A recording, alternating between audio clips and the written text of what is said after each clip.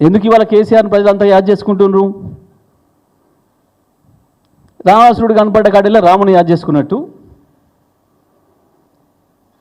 హా రామ అంటున్నారు. నీవు ఇటువంటి డైవర్షన్ పాలిటిక్స్ చేసి అదేందో కొత్తది ఇవాళ నువ్వు కనిపెట్టినట్టు పెద్ద పాపం మీడియా వాళ్ళ కాళ్ళు మొక్కి నువ్వు ఒక పూట వేయించుకున్నా నీ స్కూల్స్ నువ్వు మీడియా మిత్రులు కూడా ఆలోచించుకోవాలి. ఏసీబీ పేరు మీద చాలామంది పెడుతున్నారు స్కూల్స్. ఏ ఏసీబీ చెప్పింది? పెట్టుంది ఆ పేరు. CMO office leak, CM office నుంచి లీక్ అని పెట్టుండి, సీఎం ఆఫీస్ నుంచి వచ్చిందని పెట్టండి. ఏసీబీ అనేది పెడుతున్నారు. చెప్తే ఏసీబీ అధికారి కూడా మన పేరు చెప్పరు, రాయండి. ఇప్పుడు కింద మేము మాట్లాడినప్పుడు రాసిన మాట్లాడిన వాక్యం రాసి కింద కేటీఆర్ లేదా హరీష్ లేదా జగదీష్ నిరంజన్ పెడుతున్నారు కదా. అట్లనే ముఖ్యమంత్రిని పెట్టుండ్రి, దానికి ముఖ్యమంత్రి ఆఫీస్ లీక్ ఇచ్చింది, ముఖ్యమంత్రిని పెట్టుండ్రి. నేను మిమ్మల్ని వేరే అంటలేను, మీకు సమాచారం ఎక్కడి నుంచి వచ్చిందో అక్కడి నుంచి పెట్టండి, తప్పేం లేదు. ప్రజలు కన్ఫ్యూజ్ చేసే దాంట్లో మీరు కూడా భాగస్వాములు కాకుండా దయచేసి. ఎవరు మాట్లాడిందనే పెట్టాలి, మీరు వాస్తవానికి ఉన్నట్టుగా చెప్పాలి, తప్పేం లేదు.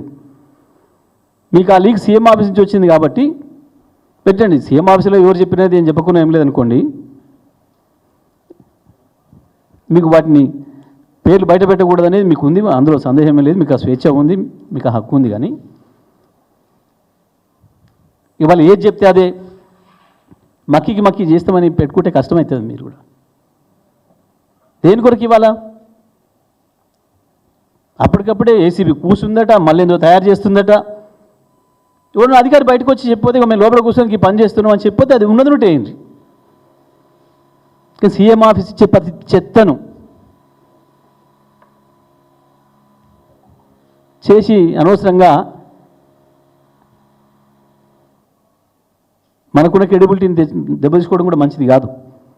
ఉంటాయి కొన్ని మీకు కూడా సమస్యలు ఉంటాయి. ఇక వాళ్ళు ప్రభుత్వంలో నోటు బతిలాడినప్పుడు వేయాల్సి ఉంటుంది, అది తెలుసు అందరికీ. కానీ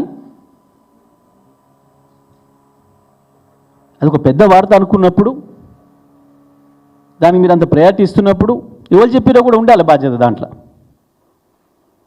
నేను చెప్తున్నా, ఇప్పుడు సీఎం ఆఫీసు లీకులు ఇచ్చి కాలు పట్టుకొని బతిలాడింది అని కూడా నేను చెప్తా ఉన్నా. పోయింది పరువు కాబట్టి